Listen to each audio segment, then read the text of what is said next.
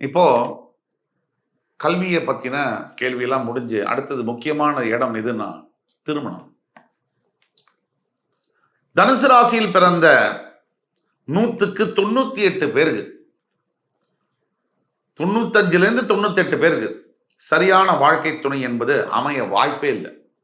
அல்லது இளம் வயதிலே விவாகரத்து, இளம் வயதிலேயே வாழ்க்கை துணையை இழப்பது போன்ற விஷயங்களை தனுசு ராசி அன்பர்களே பார்க்க முடியுது. பல பேருக்கு, பெண்ணாக இருக்கக்கூடிய தனுசு ராசி அன்பர்களுக்கு கணவன் இருக்கான், 10 பைசா பிரயோஜனம் இல்லை,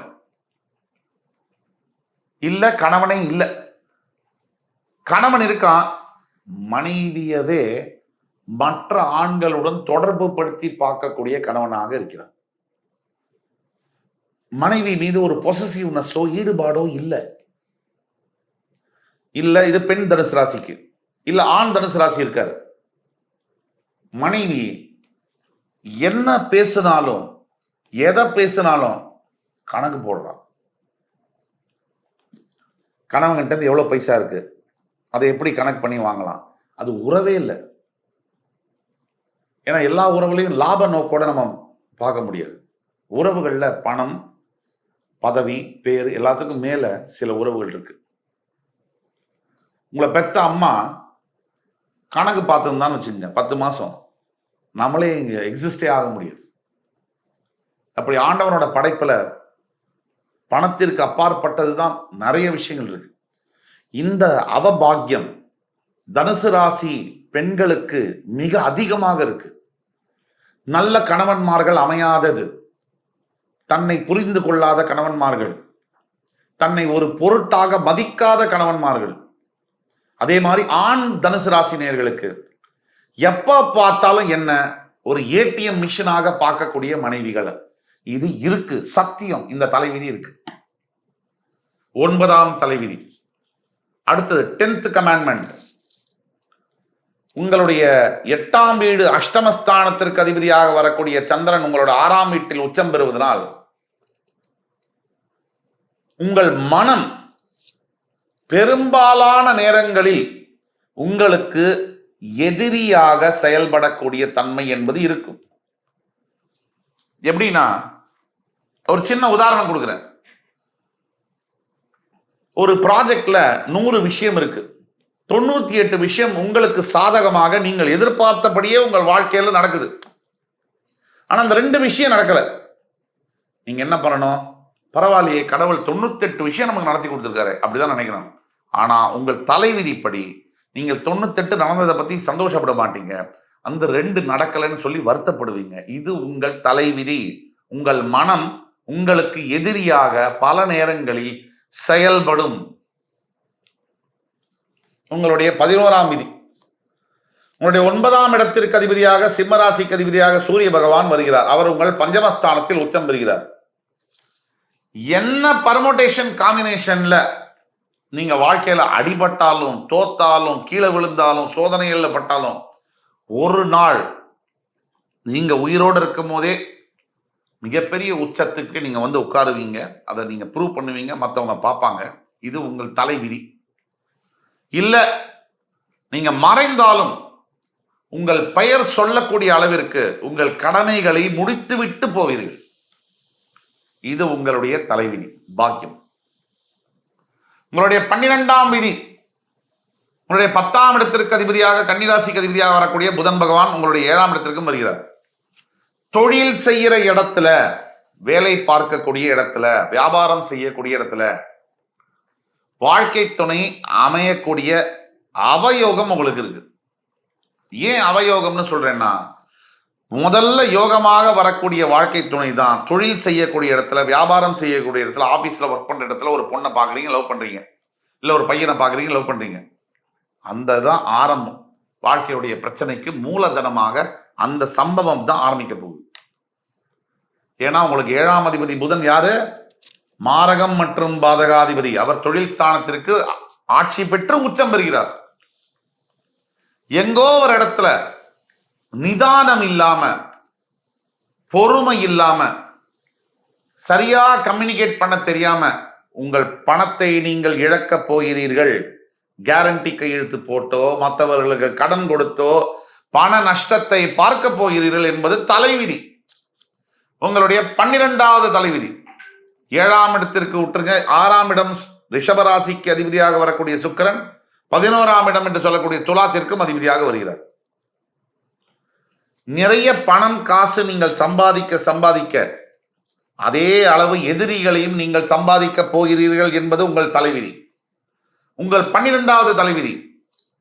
உங்கள் 5ஆம் இடத்திற்கு வரக்கூடிய செவ்வாயே உங்கள் 12ஆம் வீட்டிற்கும் அதிபதியாக வருகிறார். ஏதோ ஒரு காலத்துல உங்க பெத்த பசங்க உங்க தூக்கத்தை கலைக்க போறானுங்க அப்படிங்கிறது சத்தியமான தலைவிதி. உஷாரா இருந்துக்க வேண்டியது உங்க கடமை. அவங்கள்ட்ட இருந்து அதிகமா எதிர்பார்க்காம இருக்கிறது நீங்க ஜாக்கிரதையா இருந்தீங்க. இப்போ தலைவிதியை பத்தி பார்த்தோம். வாட் யூ கேன் எக்ஸ்பெக்ட், எதை எதிர்பார்க்கலாம் அப்படிங்கிறத பத்தி பார்த்தோம். நல்ல வாழ்க்கை துணையை நீங்கள் எதிர்பார்ப்பது என்பது ஜாக்பாட், சிக்கிம், பூட்டான், நேபாள் லாட்டரி மாதிரி வந்தா உண்டு, வரலனா இல்லை. 2 புல்லட் பாயிண்ட் நம்பர் 2, நீங்கள் உங்கள் வாழ்க்கையில நல்ல கோவில், ஆன்மீக தரிசனங்கள், எது எப்படி ஆனாலும் உங்க வாழ்க்கை வண்டி ஓடிடும். இந்த பணத்தினால ரோட்டுக்கு வருது, இந்த பிச்சை எடுக்கிற அளவுக்கு ஆறுது, இதெல்லாம் உங்களுக்கு நடக்க வாய்ப்பே இல்லை. பணம் சம்பந்தப்பட்ட விஷயத்துல உங்களுக்கு எப்படியும் வண்டி ஓடிடும். உங்களுடைய ஸ்டாண்டர்ட் ஆஃப் லிவிங் எல்லாம் மேலே தான் போகுமே தவிர கீழே வராது. 3, நண்பர்கள்னால மிகப்பெரிய அளவுக்கு துரோகங்கள் காத்து கொண்டிருக்கு, உஷார். 3, இதை எதிர்பார்க்கலாம். 4, எது எப்படி ஆனாலும் உங்கள் அப்பாவின் மூலியமாகவோ பூர்வீக அப்பா சம்பந்தப்பட்ட சொத்தின் மூலியமாகவோ அல்லது ஏதோ ஒரு நிலையில பதவிகளில் உட்காரக்கூடிய யோகம், வசதியாக வாழ்க்கையில் மிகப்பெரிய இடத்திற்கு பெரிய மனிதர்களுடைய தொடர்பெல்லாம் வரக்கூடிய யோகங்கள் கண்டிப்பா இருக்கு. 4. 5, எதை எதிர்பார்க்கலாம்? எத்தனை பணம் சம்பாதிச்சாலும் ஏதோ ஒரு ஸ்டேஜில் நீங்க இந்த பணத்தை காப்பாத்தாம விடுறீங்க அப்படிங்கிறதுல கவனமா இருக்கணும். இது 5.